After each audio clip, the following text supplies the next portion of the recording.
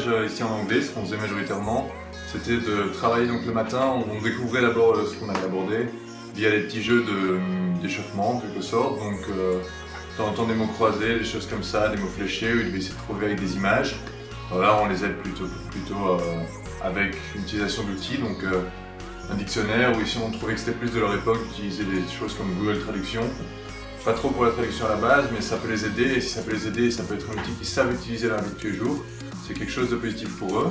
Après, on essaie de travailler sur l'acquisition du vocabulaire ou de la théorie grammaticale si c'était plus grammaticale.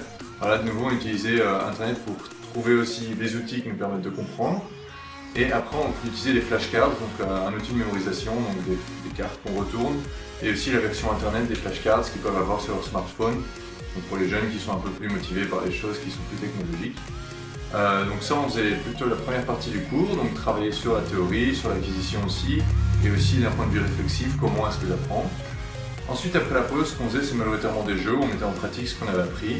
Donc ça peut être des jeux dehors, ou alors c'est des jeux où on se passe la parole via un passage de balles, par exemple.